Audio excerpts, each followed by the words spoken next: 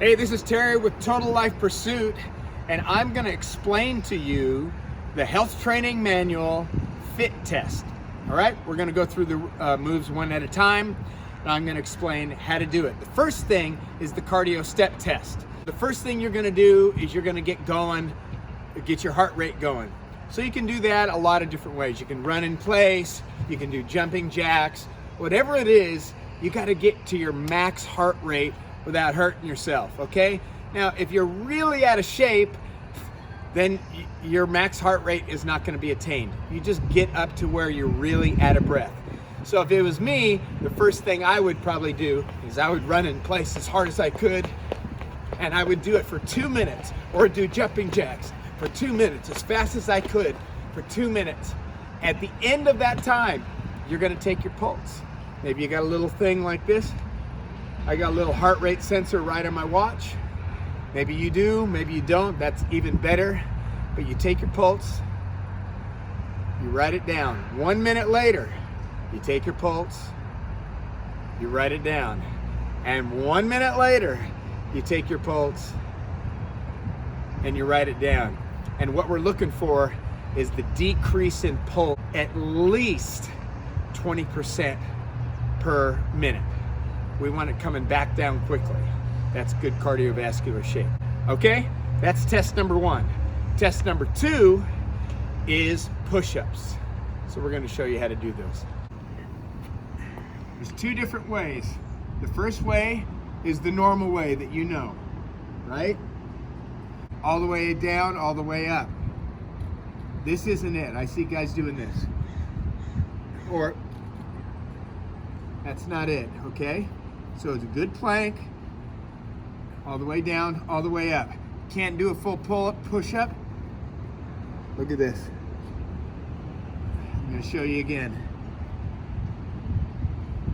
So the knees, hips, chest, then roll back up. Those are the two ways that I want you to do your push-ups.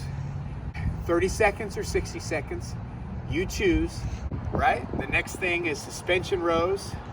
So we're gonna go over to those and do them. All right, suspension trainer rows, right?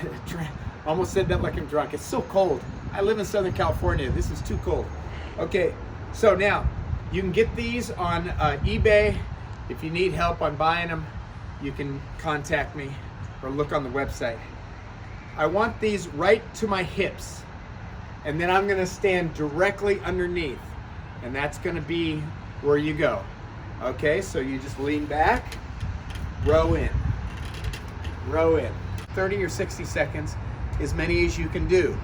Just remember, keep your feet here, and the handles should be touching your hips.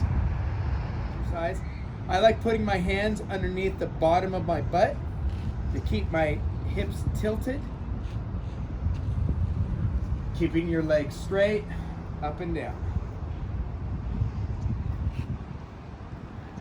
Just go to 90 degrees and come all the way down.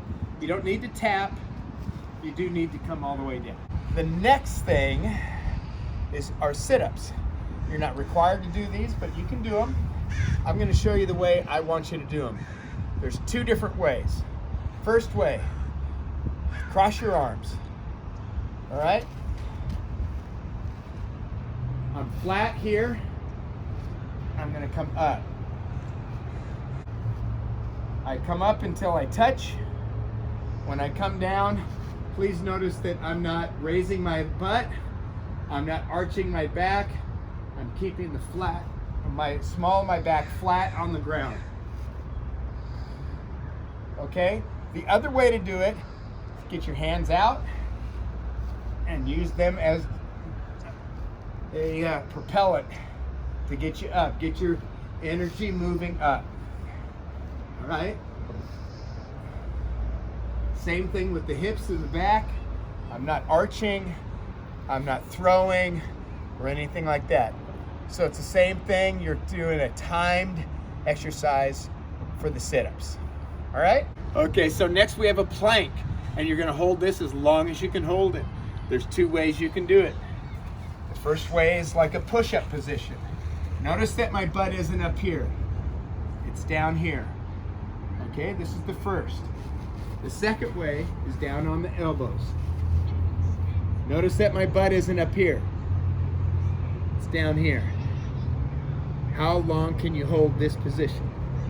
You can just stay here as long as you can. And that will be your test. The next thing is a wall squat. How long can you hold that? Get to a wall or a post. Get your feet about a hip width, maybe a little more, and come down to 90 degrees. Am I at 90? All right. One thing you don't do on this is lean here, because that's taking weight off here and putting it on there. I want all the weight right here. Okay, so you just hold this as long as you can hold it. All right, that's the wall squat. 3 other things. One is balance. So if you can just balance on one leg as long as you can, up to 2 minutes. After a minute, I just want you to start moving the other leg, kicking front and back, woo, and kicking side to side.